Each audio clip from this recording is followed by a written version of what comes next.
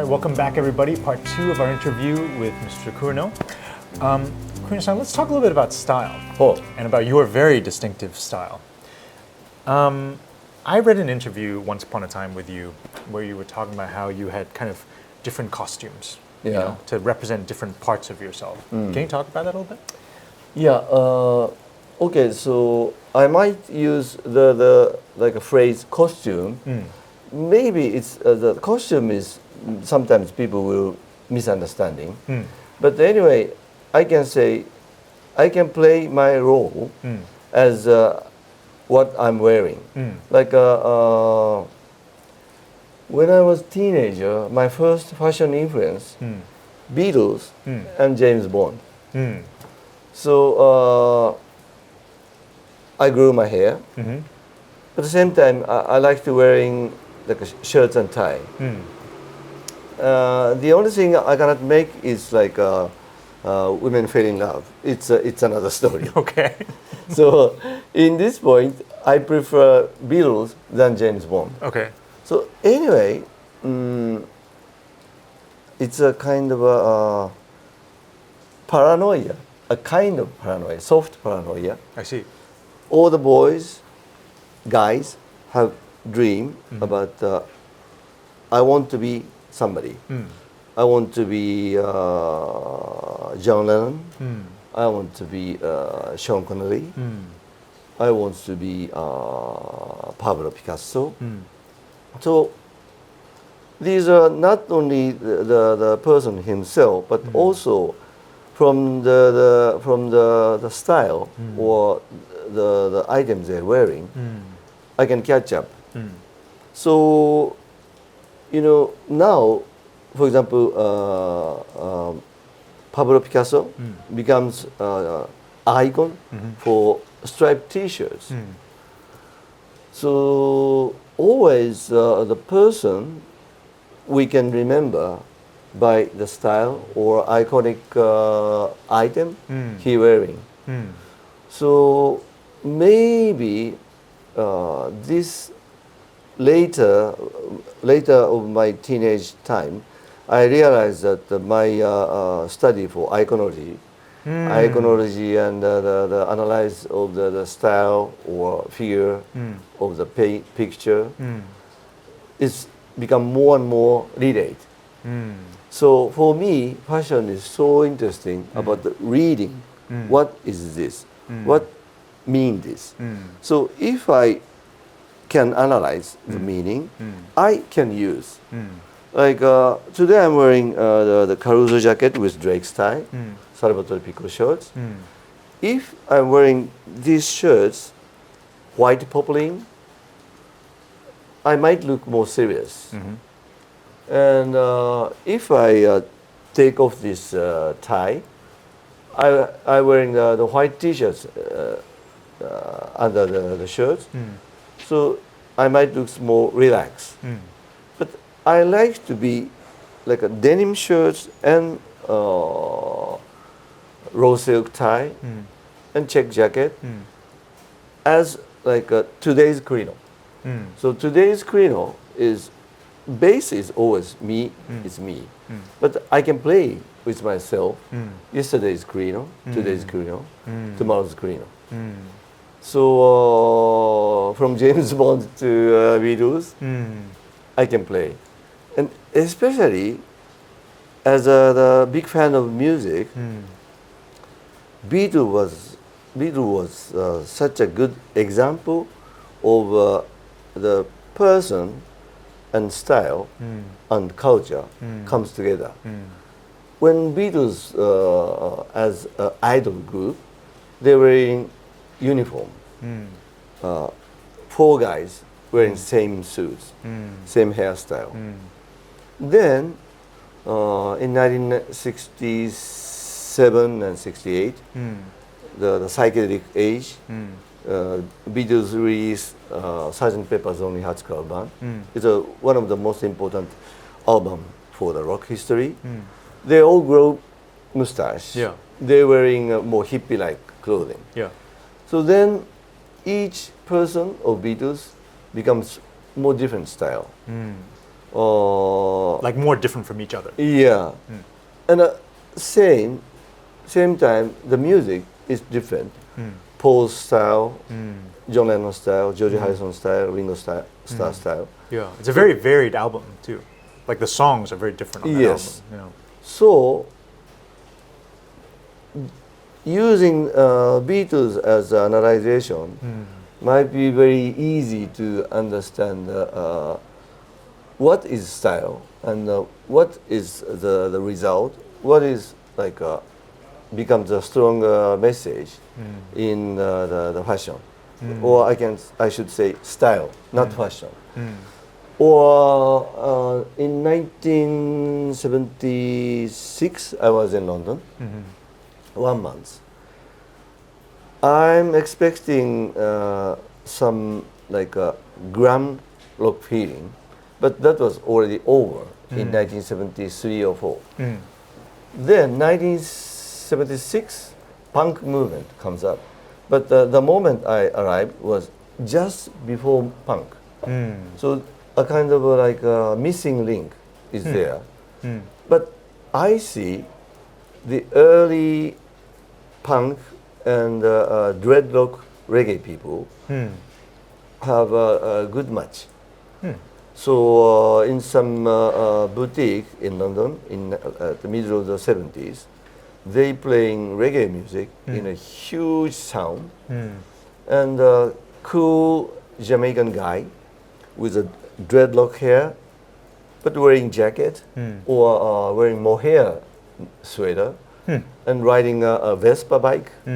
It's a very interesting mixture of like UK culture and Jamaican culture. Just this spring in I think Tate or Tate Modern, you're showing the very interesting exhibition called Life Between Islands. It's about UK culture and Jamaican culture and Caribbean African people's culture. So unfortunately, I missed that one because I keep staying in Japan. But I ordered the catalog, and also I already bought the record related to this exhibition. So, especially in London, always music comes together with style. So if I see the style, I can imagine the music. If I listen to the music, I can imagine the style. So this kind of like a switch. I have a lot of another switch, Kurino's switch, or rock Kurino's switch, or punk Kurino's switch, or designer's Kurino's switch. So I can play with me. Okay, I think I understand I think I have a better understanding of this. So, given that you have this history and this intellectual interest for iconography, I think because you have this interest in iconography, you can probably more easily than most people identify these periods, right? These distinct periods, and within these distinct periods, there are distinct sounds, there are distinct looks, there are distinct styles, and with that, you are able to manipulate it in such a way that it turns into part of what you can do. Like I have this phrase, right? Fashion is a language, right? Fashion is a visual language, you know, and your clothing is your vocabulary, you know, and you can be good at speaking in fashion or you can be bad at speaking in fashion, but you can also learn how to speak in fashion too. And I think that as you gain experience, as you see more things, you start to develop better and better skills in like how to speak with fashion. And for me, like the end goal is always like the fashion on your body speaks perfectly for you. You know, like everyone should look at what you're wearing, even if they can't see your face, like, oh, that's definitely Kurino-san, right? Like that's like, for me, the apex of style and of fashion.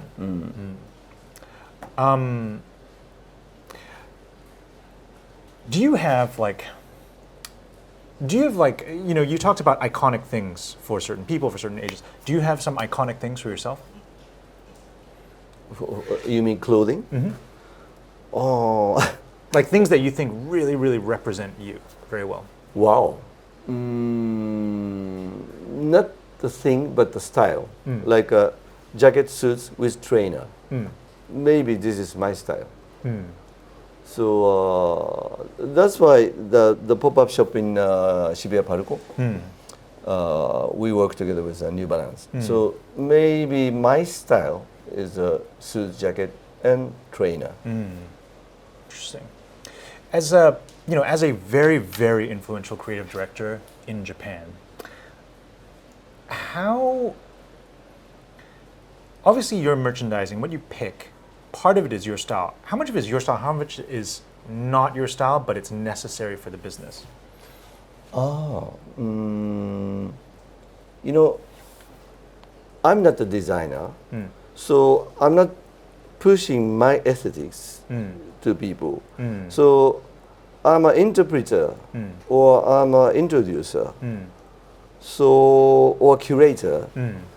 So the way I choose in production is not directly expressing myself. So these items are my private property. That's why they expressing myself. But in my shop, it's like okay. Some people might feel, this is very Kurino-san, but some might feel, very United House, or some might feel, just it's. I like that style. So this kind of flexibility or openness is more important, I think. So I'm not sticking to one style, or I'm not stick into like you should wear this or you should style this. So I hope my customer to be more free and more open. So that's why United Arrows asked Drake's to make this very funny tie with the Trump icon. With the cards on it. With the card. Not with Donald Trump on it, just with different cards on it. So for fashion, the humor is so important. And humor is like a good tool, good key to communicate people in a more open way. As you got older, more experienced, more mature in the industry, do you think your attitude towards this changed? This is a very important part. Because when I was late 20s, that was like 1980 or late 19. Anyway, I feel like my concept of value or my understanding of the quality or my knowledge about the production is like established. So I was too young. So I felt like my knowledge is complete. So one day I found a very nice shoe and I said to my wife, you should buy this. And she said, why? I said, this is very well made, nice leather, nice shape, and beautiful. But she said, okay, this is nice, but she wants to wear it when she became 40. So this production itself is nice, but not her style when she was in 20s. So I understand that, sometimes, especially the guys, misunderstanding that knowledge is like you can complete yourself by knowledge. But happily, my partner opened my eyes about live your life and enjoy the time you spend right now. So 1980s is not the 1990s. So I'm in the fashion industry 44, 45 years. Okay, knowing more and more knowledge, more understanding. But very recently, I feel like it makes me more free. So I'm very free right now. So of course, I can enjoy dressing myself. Of course, I'm enjoying my job in a shop or as a buyer or director to let people wearing nice things. But at the same time, now the clothing or styling is still there, but more interesting part of my life is communication, meeting people, and talking about the interesting subject. Yeah. So the exchange of the ideas Yes, has become yes, more yes. important. Yes, yes. Has fashion become less interesting to you?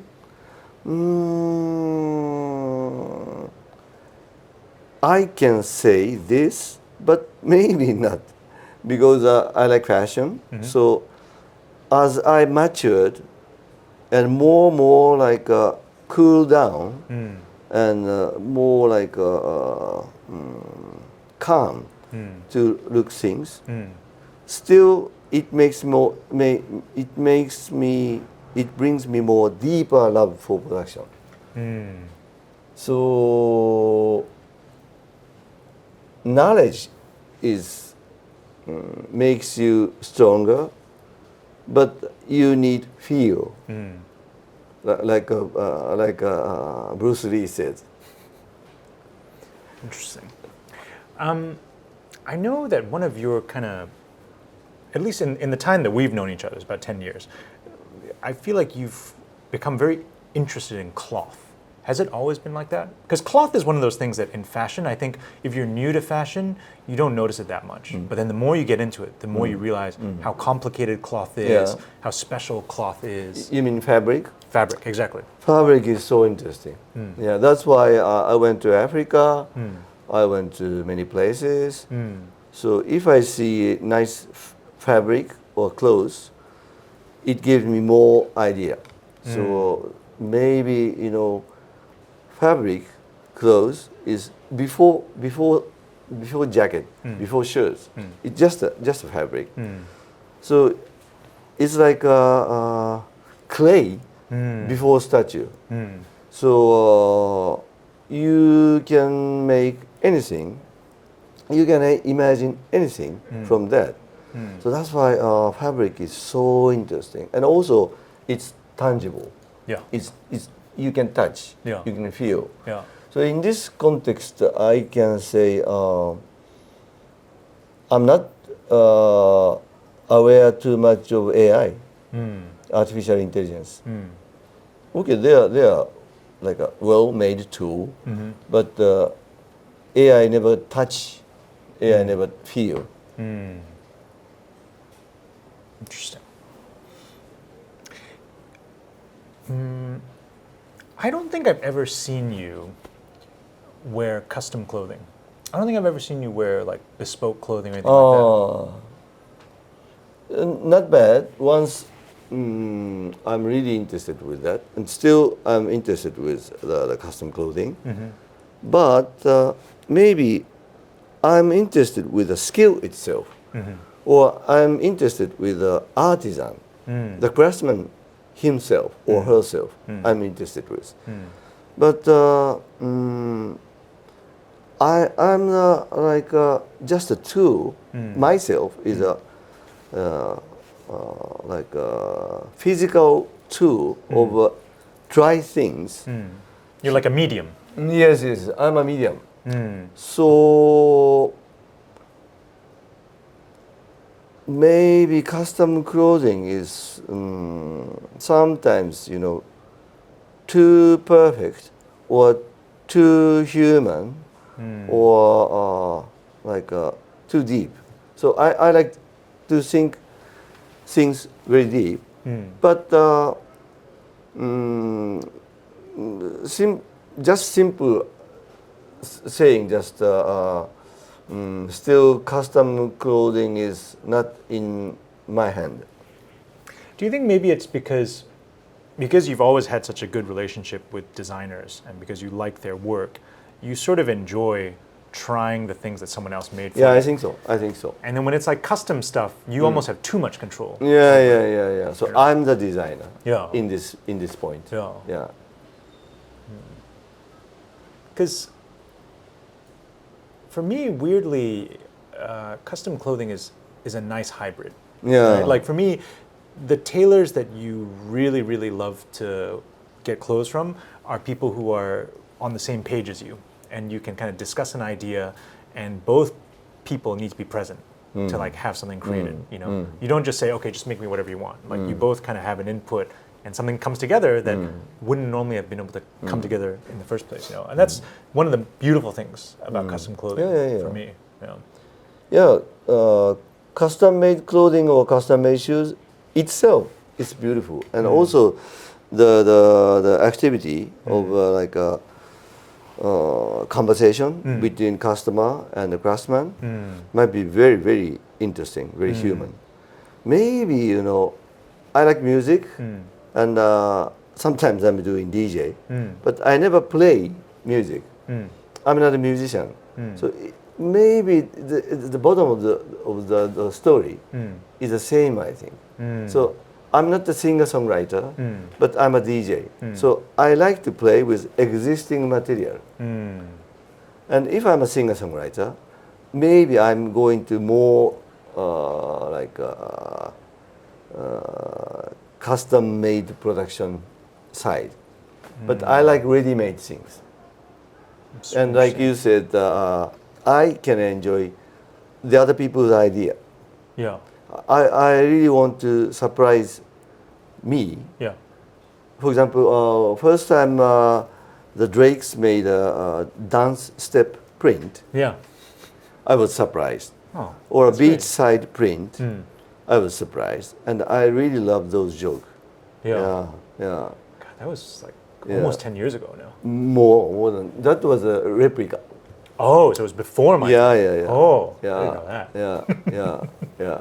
So always the Drake's company had this kind of humor Yeah. and joke. Yeah. Yeah. Well, Michael was a funny guy. When you meet him in Yeah. person, Michael was always such a good time. So most of the British designer have this humor. Vivienne Westwood, Yeah. Michael Drake, Yeah. or Paul Smith, Yeah.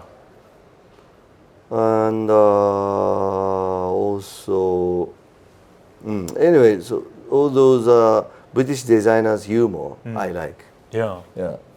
Do you think this is a bit related to like that particular era that these designers all came up in? 1980s, Yeah. 70s and 80s. 70s and 80s, you know? There were a lot of like British traditions being broken and remade at the time. It was a very chaotic time, and sometimes in a chaotic time you just need a sense of humor, right? Yeah, but at the same time, the humor is a basis of British culture. Like Monty Python. That's true. Yeah. Nothing like Monty Python. Yeah, that is definitely a British-only sort of invention. Yeah. I love Monty Python. So I think in the soul of British culture, you always have this like a funny side. Yeah. That's why I like.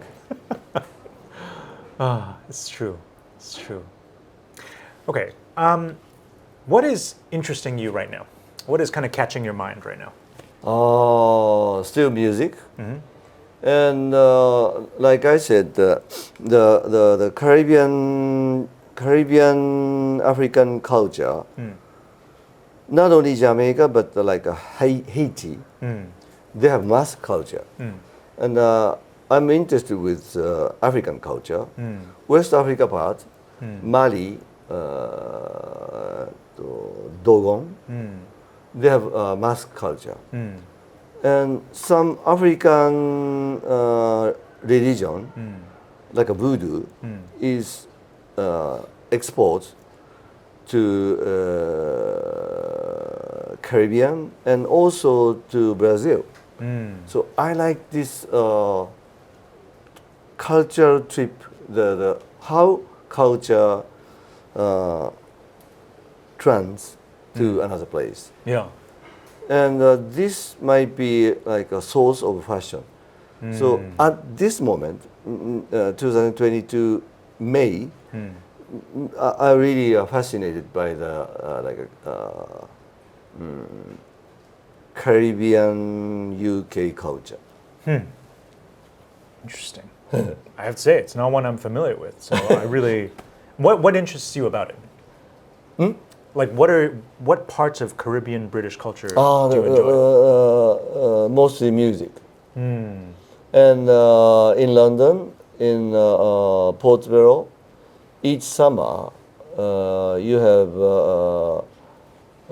Notting Hill Carnival. That's right. Yeah. Oh my God, I forgot about that. Maybe 3 days or 1 week in Notting Hill. Yeah. The whole town becomes a dance hall. Yeah. And it's loud and there's color as well. Yes, It's beautiful. It's really beautiful. But less violent than football play. Yes, less violent than football players, football fans. Yeah. Yeah. So one of the DJ who are very famous in Notting Hill Carnival. Finally, he got MBE, members of British Empire. Oh, that's awesome. Yeah. Can you believe that the dreadlock guy playing DJ have the MBE? I think it's great. Because of the Notting Hill Carnival becomes very huge and good for understanding another culture and good for the gathering people and less violence. And in this point of view, music and culture is a source of peace and friendship, humanity. Yeah, it's something that a lot of people can understand and bond over. Yeah, It's a shared experience, which I think is very important. And it's something that is a little bit missing these days. Shared experiences are very important. Yeah. Very important. Yeah. Okay, we should wrap this up. Can you give us some, because we are at the end of the day all about clothing. Can you give us some suggestions for like pieces of clothing that you really like? Like personally, is it denim shirts? Is it gray trousers? Like, what's really on your mind? What are you really enjoying right now in terms of clothing? Right now. Right now. This will be a record for May 2022. Yeah. Right now, maybe white t-shirts. Yeah? Because every day I'm wearing white t-shirts. Sometimes in my house, just wearing white t-shirts. And going out, I'm wearing shirts. And sometimes open the first button. But sometimes I'm wearing tie, so no one can see my white t-shirt. But still, I have white t-shirts Under the shirt. Under the shirt. So still, I'm looking for the perfect white t-shirts. I see. Yeah, it's not easy. What's coming close for you?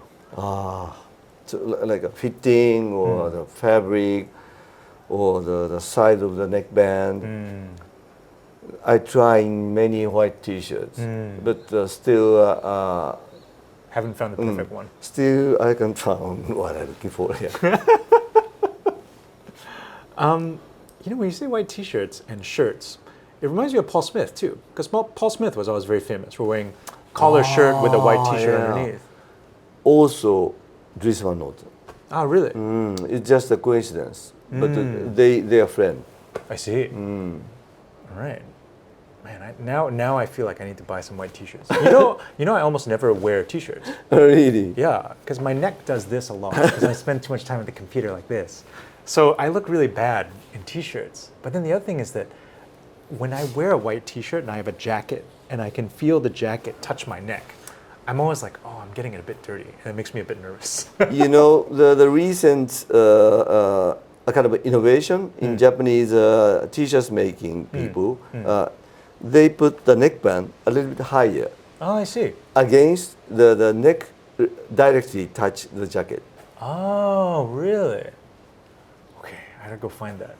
So before wearing the white t-shirts, stop playing with computer.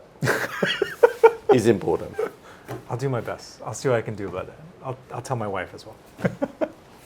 Okay, last question. This is, we would like to seek your advice.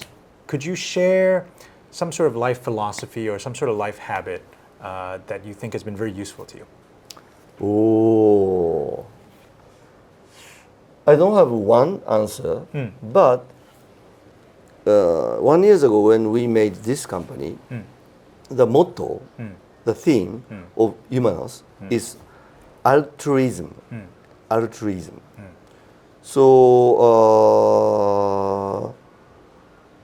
especially after COVID, we need to think more about the other people.